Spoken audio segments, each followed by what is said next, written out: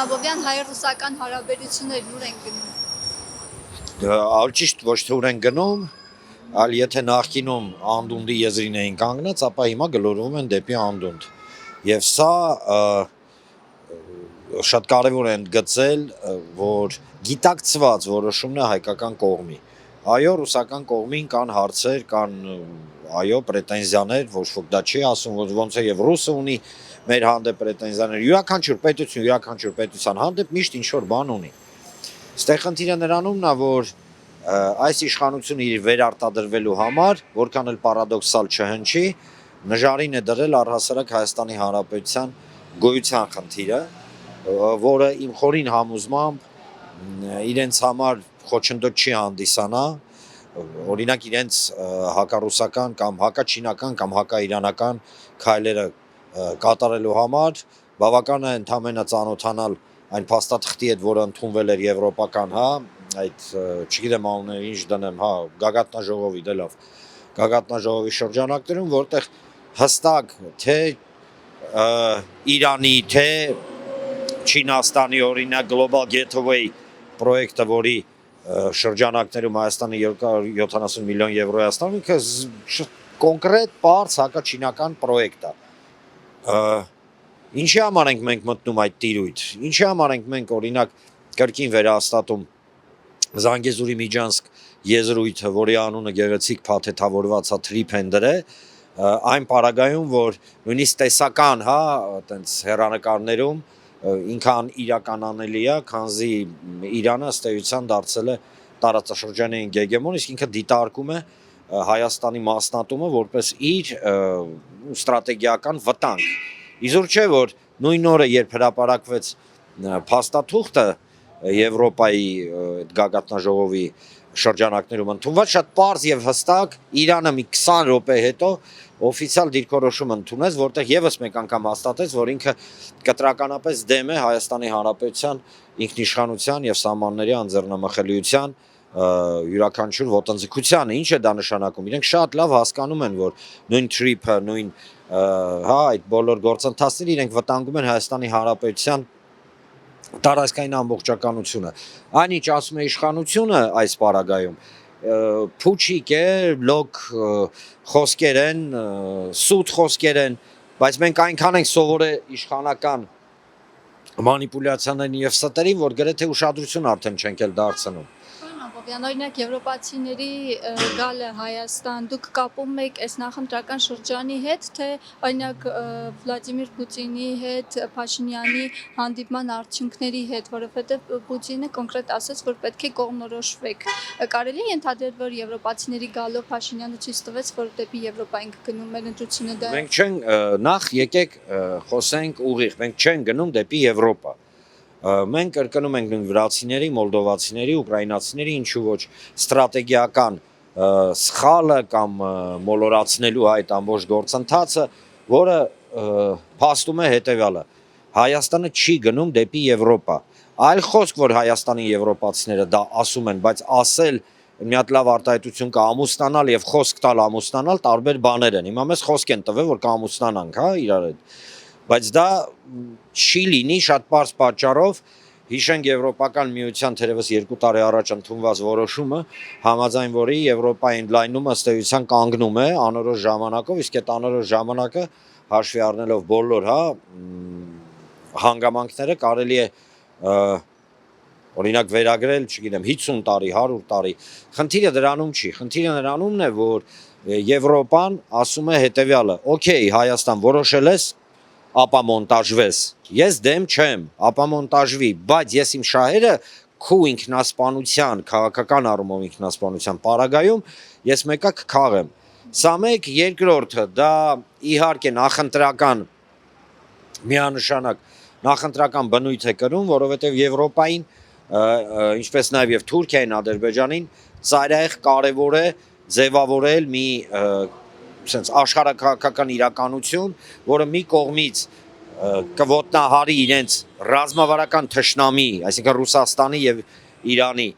շահերը, մյուս կողմից էլ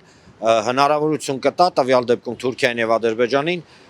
արդյունավետ առաջ տանել արևմտյան Ադրբեջան կոնցեպտը, որովհետեւ բոլոր այն ստերը, որը այսօր մենք լսում ենք իշխանության կողմից, շատ հեշտ հերկվում են, օրինակ նոր նարատիվ են հորինել, ասում են այդ ադրբեջանցիների բնակեցնելու հարցը Հայաստանում մենակ ընդդիմությունն է բարձրացնում, ինչը ապուշ սուտ է, եկեք հիշեցնենք իրենց, որ հունվարի 5-ին 2026 թվականի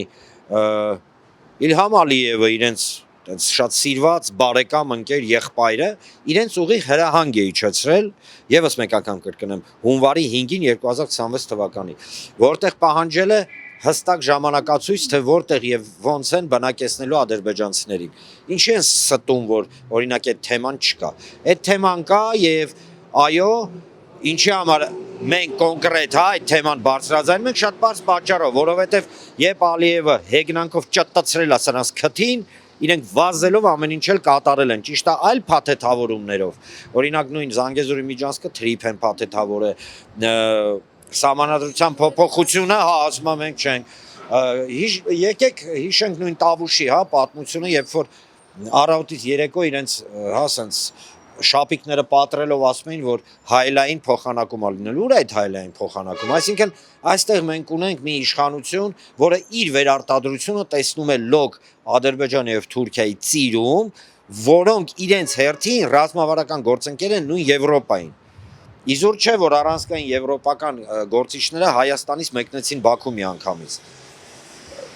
Եվրոպան մեղավոր չի կարելի բանաներ Եվրոպա մեղադրել։ Այդ մարդիկ շարժում են իրենց հայրաշայերով է շարժվում։ Իշխանության այսպիսի եվրոպամետ քաղաքականությունը ինչ ազդեցություն է ունենալու մեր տնտեսության վրա։ Նախ եւս մեկ անգամ կրկնեմ, դա եվրոպամետ քաղաքականություն չի, դա թուրքամետ, ադրբեջանամետ, գեղեցիկ եվրոպական փաթեթավորմամբ քաղաքականություն է։ Ինչի համար, տեսեք, ըստ էության մեզ ինչ են ասում, նույն փաստաթուղթ էլի մեջբերեն, որը ստորագրել էին, որ պետք է Հայաստանը խստորեն պատժամիջոցներին հետևի, այսինքն ըստ էության պետք է հակասի Հայաստանի ներկայությունը ԵԱՏՄ-ում։ Հիմա Եվրոպան բացում է Հայաստանի առջև իր շուկան։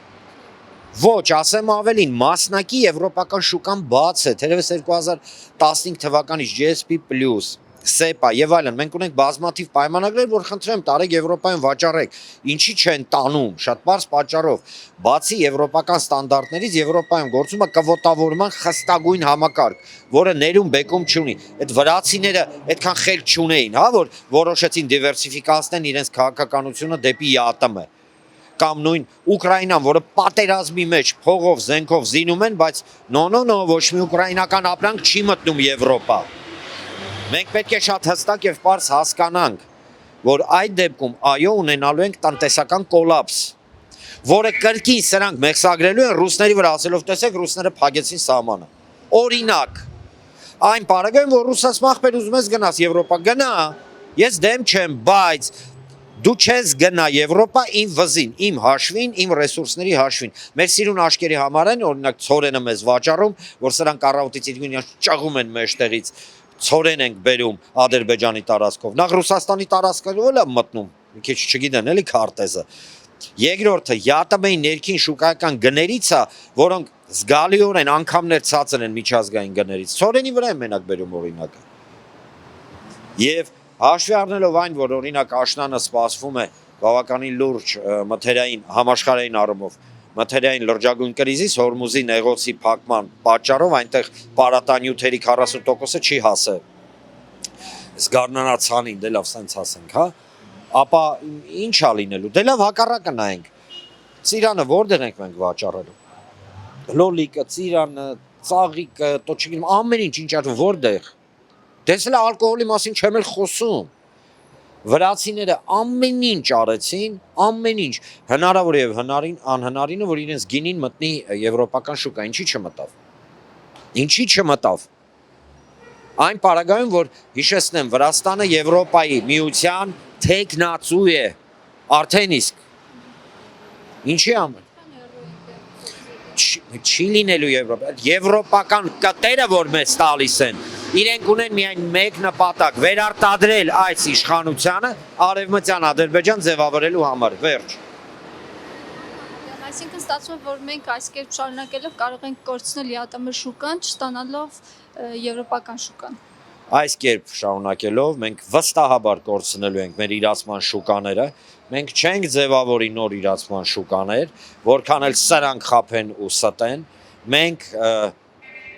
ըստ էության մի նախապայման ենք ստեղծելու եւ սա իշխանության գիտակցված քայլն է, եւ որ Հայաստանը կոլապսի մեջ կընկնի, այդ դեպքում կդիմեն Թուրքիային։ Թուրքերը կգան մեզ կաջակցեն իբր օգնության եւ կկլանվենք։ Սա ամենամեղմ սցենարն է, ավելի կոշտ սցենարն է, բայց այս պարագայում այս իշխանությունը եւս մեկ անգամ կրկնեմ, պետք չի սևռվել զուտ մասնակի ինչ որ գործողությունների վրա։ Մենք պետք է գլոբալ առումով նայենք իրավիճակին։ Իսկ իրավիճակը գլոբալ առումով ասում է հետեւյալը, որ այս իշխանությունը իր վերարտադրության համար հետևողականորեն տանում է իրավիճակը դեպի Հայաստանի ապամոնտաժում, դա ակնհայտ է եւ ասեմ ավելին ի ապացույց օրինակ Գագիկ Ծառուկյանը առաջարկ Հայաստանի կոնցեպտի մեջ ասում է հետեւյալը խաղաղությունը պետք է լինի երաշխավորված, այսինքն պետք է երաշխիքներ չլինեն, որ մեզ չեն խփի։ Իշխանությունը պատռում է իրան մեջտեղից, ասում է չէ, չպետք է լինի, կամ մեր երաշխավորը,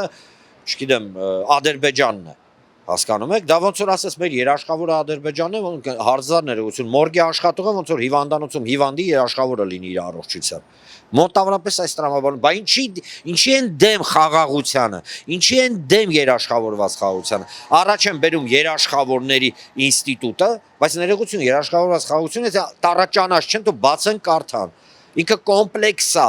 որը իր մեջ ներառում է համ երաշխավորների ինստիտուտ, համ բանակի արդիականացում։ Լիքը կոմպոնենտներ, տնտեսական, դիվանագիտական, քաղաքական, այս ամսի 28-ին մի երկու հատ թնդանոթ են հանելու Մեյդան սրանք։ Հա։ Կրկին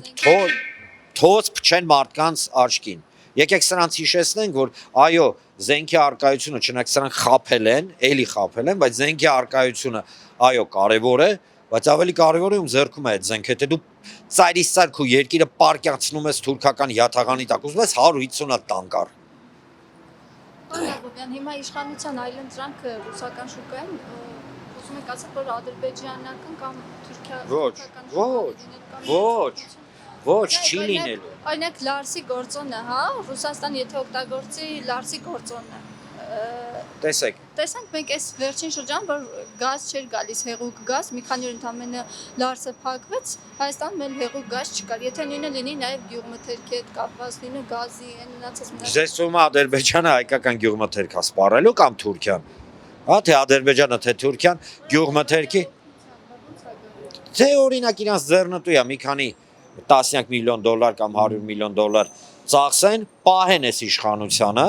օրինակ, ինչ որ մի ժամանակատված հասնի, հետո անխուսափելի այդ վիճակը մեկը պայթելու է, հասկանում եք, մենք կարճաժամկետ գործընթացների մասին ենք խոսում։ Միջնաժամկետում տարակելու է։ Չի կարա չտարակի, որովհետև նույն Ադրբեջանի եւ Թուրքիայի նպատակը այս իշխանությունը պահպանելով կազմաքանդելն է մեզ։ Իրենք չեն էլ թաքցնում դա բնավ։ Սա է պարադոքս, իրանք չեն թաքցնում դա, մենք ապուշ չենք, մեր երեսին ասում են, գալիս ենք ձեզ վարի տալու։ Սրանք էլ հելնում են, ասում են Արարատ լեռանը մի նայի։ Դուք գիժ չեք։ Всё։ Նույնը, տեսեք, Ռուսաստանը ասում է հետևյալը։ Ախպեր ուզում ես գնաս Եվրոպա, գնա։ Բայց ինչի համար դու պետքա հարաբերվես իմ հետ արտոնյալ ձևով։ Ինչի համար ենք մենք հիմա փորձում մեզ ներողություն անմեղսունակի տեղ դնենք։ Դու մի պետության ստրատեգիկ թշնամու հետ համաձայնագիր ես ստորագրում, բայց ինչ պետք է անի։ Այո, ստե բնավ արդարացնելու, չարդարացնելու խնդիր չի, ստե ռեալ պոլիտիկի հարց է։